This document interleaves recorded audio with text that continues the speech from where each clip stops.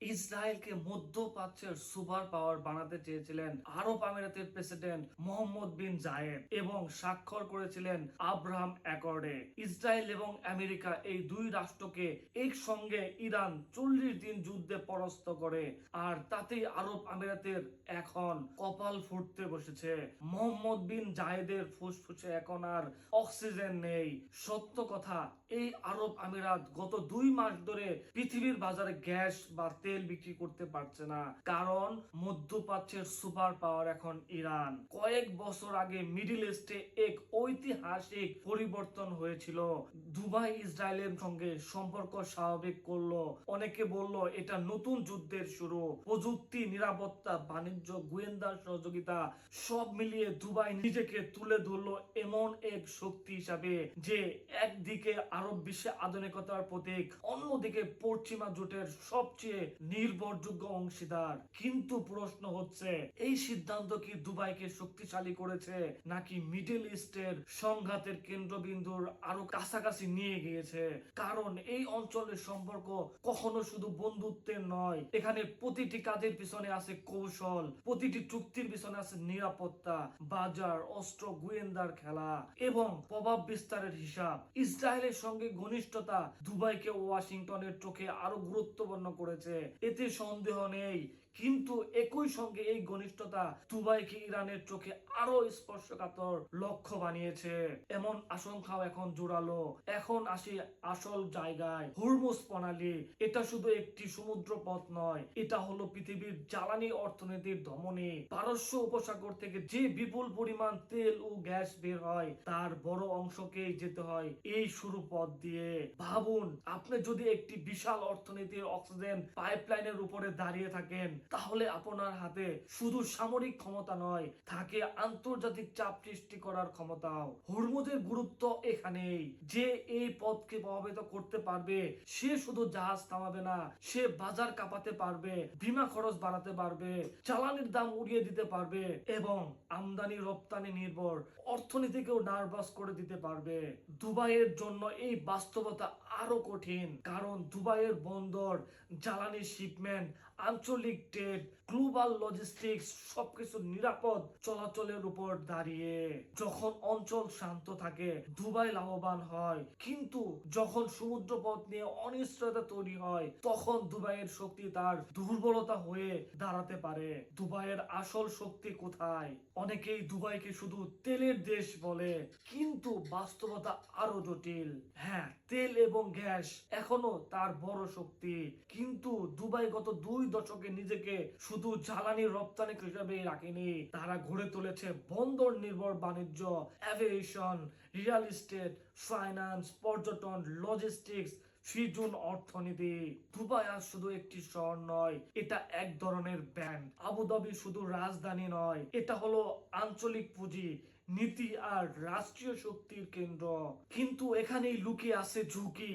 যে অর্থনীতি এত দ্রুত বিশ্বায়নের সুবিধা নেয়, সেই অর্থনীতি প্রথম ধাক্কা খায় যখন শিপিং অনিশ্চিত হয়, বিনিয়োগকারীরা ভয় পায় এবং ডলার প্রবাহ নিয়ে প্রশ্ন ওঠে। অর্থাৎ দুবাইয়ের সমস্যা দরিদ্র হওয়া নয়, সমস্যা হলো বিশেষায়িত শক্তি হওয়ায় তারা আঞ্চলিক অস্থিরতার অভিঘাত খুব দ্রুত অনুভব করে। ডলার আশীর্বাদ না শিকল। এবার আসি সবচেয়ে বিস্ফোরক অংশে, ডলার। মিডল ইস্টের তেল অর্থনীতি বহু দশক ধরে এক বিশাল ব্যবস্থার উপর দাঁড়িয়েছিল। তেল বিক্রি হবে, ডলার আসবে, ডলার দিয়ে আমদানি হবে, ঋণ পরিশোধ হবে, রিজার্ভ শক্তিশালী হবে এবং বিশ্ববাজারে আস্থা তৈরি হবে। দুবাইয়ের দেলহাম নিজেও ডলার পেগের সঙ্গে বাধা। অর্থাৎ ডলারের সঙ্গে সম্পর্ক শুধু ব্যবসায়ী নয়, মুদ্রার স্থিতিশীলতার সঙ্গেও জড়িত। এর কারণে যদি কখনো এমন পরিস্থিতি তৈরি হয় যেখানে আঞ্চলিক সংঘাত, শিপিং ঝুঁকি বা রাজনৈতিক উত্তেজনার কারণে জ্বালানি রপ্তানি মন্থর হয়ে যায়, তাহলে শুধু রাজস্ব নয়, বাজারে আস্থার প্রশ্ন উঠতে শুরু করে। আর যখন আস্থা কেঁপে ওঠে, তখন প্রথমেই কাঁপে মুদ্রার বাজার, তারপর ব্যাংকিং সেক্টর, তারপর বিনিয়োগকারীর মন। এই জায়গাতেই এখন নতুন আলোচনা। মিডল ইস্ট কি ধীরে ধীরে ডলারের একচ্ছত্র প্রভাব থেকে বেরিয়ে ইউএন লোকাল কারেন্সি বা বহুমুদ্রার ব্যবস্থার দিকে যাচ্ছে? এই প্রশ্নের উত্তর এখনো চূড়ান্ত নয়, কিন্তু প্রশ্নটা নিজেই খুব বড়। ইরানের কৌশল যুদ্ধ শুধু মিসাইল দিয়ে হয় না, এই পুরো গল্পের ইরানের ভূমিকা বোঝা খুব জরুরি। ইরান বহুদিন ধরেই জানে সরাসরি সামরিক শক্তিতে পশ্চিমা জোটকে হারানো কঠিন, কিন্তু অ্যাসিমেট্রিক্যাল প্রেসার সেটা সম্ভব। কিভাবে? সমুদ্র পথে চাপ তৈরি করে, প্রক্সি নেটওয়ার্ক ব্যবহার করে, বাজারে অনিশ্চয়তা তৈরি করে এবং আঞ্চলিক রাষ্ট্রগুলোকে মনে করিয়ে দিয়ে তোমাদের নিরাপত্তা শুধু আমেরিকার হাতেই নেই। এটা ইরানের সবচেয়ে বড় বার্তা। তেহরান বলতে চায় মিডল ইস্টে যাদের বন্দর আছে, জাহাজ আছে, রপ্তানি আছে, তাদের সবাইকে শেষ পর্যন্ত এই অঞ্চলের বাস্তবতার সঙ্গে মানিয়ে চলতে হবে। অর্থাৎ ইরানের লক্ষ্য যদি শুধু যুদ্ধক্ষেত্রে আঘাত করা না হয়ে থাকে, বরং মনস্তাত্ত্বিক, অর্থনৈতিক, কৌশলগত চাপ তৈরি করা হয়, তাহলে সেটা অনেক বড় কার্যকর। এই কারণেই কেউ কেউ বলছে মিডল ইস্টের ভবিষ্যৎ যুদ্ধ হবে মিসরাইল ওয়ার আর মানি ওয়ারের মিশ্রণ। দুবাই কি তাহলে ইউএন এর দিকে যাবে? এখন আসি সবচেয়ে সেনসিটিভ প্রশ্নে। যদি আঞ্চলিক চাপ বাড়তেই থাকে, তাহলে দুবাই কি শেষ পর্যন্ত বিকল্প পথ খুঁজবে? অর্থাৎ ডলারের পাশাপাশি ইউএন, চীনের সঙ্গে গভীরতর জ্বালানি বাণিজ্য, ইরানের সঙ্গে উত্তেজনা কমানোর নতুন কূটনীতি, নাকি আবারও আমেরিকার নিরাপত্তার ছায়ার নিচেই থেকে যাবে সব? দেখুন, দুবাই খুব বাস্তববাদী রাষ্ট্র। তারা আইডিওলজি দিয়ে নয়, ইন্টারেস্ট দিয়ে সিদ্ধান্ত নেয়। তাই তারা একই সঙ্গে Washington, Beijing, new Delhi, Moscow সব দিকেই দরজা খোলা রাখে। এই কারণেই ভবিষ্যৎ দাপট হতে পারে তিন রকম। দাপট এক, দুবাই আমেরিকার সঙ্গে সম্পর্ক আরো শক্ত করবে, যাতে ফাইন্যান্সিয়াল ব্যাকস্টপ, সিকিউরিটি গ্যারান্টি আর ম্যারিটাইম প্রোটেকশন মিলে।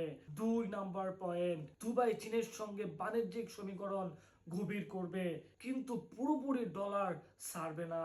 তিন নাম্বার পয়েন্টে আসি, দুবাই ইরানের সঙ্গে সরাসরি কনফ্রন্টেশন এড়িয়ে এক ধরনের রিজিওনাল ব্যালেন্সিং স্ট্র্যাটেজি নিবে। সবচেয়ে গুরুত্বপূর্ণ বিষয় হচ্ছে দুবাই জানে বেঁচে থাকতে হলে শুধু ধনী হলেই চলবে না, তাকে হতে হবে কৌশলী। পেট্রো ডলার কি সত্যি শেষের পথে? সোশ্যাল মিডিয়া বা চরমপন্থী বিশ্লেষণে একটা কথা খুব শোনা যায়, পেট্রো ডলারের পরিবর্তন অনিবার্য, কিন্তু বাস্তবতা এতটা সরল নয়। হ্যাঁ, বিশ্ববাজারে বিকল্প মুদ্রা নিয়ে আলোচনা বাড়ছে। হ্যাঁ, চীন ইউরেনিয়াম ভিত্তিক বাণিজ্য বাড়াতে চায়। হ্যাঁ, বহু দেশ ডলারাইজেশন নিয়ে কথা বলছে, কিন্তু একটা বৈশ্বিক ব্যবস্থাকে রাতারাতি বদলে ফেলা যায় না। কারণ ডলার শুধু একটি কাগজের নোট নয়, ডলার হলো settlement system, trust, liquidity, reserve structure, global bond market এবং আমেরিকার সামরিক অর্থনৈতিক প্রভাবের সমষ্টিও বলা চলে। তাই সত্যিকারের প্রশ্নটা ডলার কি তাহলে কালই শেষ? এটা না। সত্যিকারের প্রশ্ন হলো মিডল ইস্টের জ্বালানি বাণিজ্যে কি ধীরে ধীরে বহু মুদ্রা বাস্তবতা তৈরি হচ্ছে? যদি সেই উত্তর হ্যাঁ হয়, তাহলে সেটাই হবে দীর্ঘমেয়াদী পরিবর্তন, যা একদিন পেট্রো ডলারকে ধ্বংস না করুক, কিন্তু দুর্বল করতে পারে। তাহলে দুবাইয়ের সামনে এখন কি? আজ দুবাইয়ের সামনে তিনটি চাপ একসঙ্গে কাজ করছে। প্রথমত আঞ্চলিক নিরাপত্তা, দ্বিতীয়ত সমুদ্রপথ ও জ্বালানি রপ্তানির ঝুঁকি, তৃতীয়ত ডলার নির্ভর আর্থিক স্থিতিশীলতা। এই তিনটার যে কোনো একটিতে বড় ধাক্কা লাগলে দুবাই সামলে নিতে পারবে, কিন্তু তিনটি যদি একসঙ্গে কাঁপতে শুরু করে, তাহলে বিশ্বের সবচেয়ে চকচকে অর্থনীতিগুলোর একটিও চাপে পড়ে যেতে পারে। এবং এই কারণেই মিডল ইস্টের লড়াই এখন আর শুধু সীমান্তের লড়াই নয়, এটা বন্দর বনাম ব্যালিস্টিক, মুদ্রা বনাম মিসাইল, বাণিজ্যিক বনাম ব্লকেড, আর কূটনীতি বনাম প্রতিশোধের খেলা। তাহলে আপনার কি মনে হয়, দুবাই কি শেষ পর্যন্ত আমেরিকার সঙ্গেই থাকবে, নাকি বাস্তবতার চাপে নতুন কূটনৈতিক খেলা শুরু করবে? আর মিডল ইস্টের পরবর্তী সুপার ইনফ্লুয়েন্স তা কি ওয়াশিংটনের হাতে থাকবে, নাকি তেহরান বেইজিং অক্ষ আরো শক্তিশালী হবে? কমেন্টসে আপনার মতামত লিখুন। ভিডিও ভালো লাগলে লাইক দিন, শেয়ার করুন, আর অবশ্যই আমাদের চ্যানেলটি সাবস্ক্রাইব করতে ভুলবেন না। ধন্যবাদ।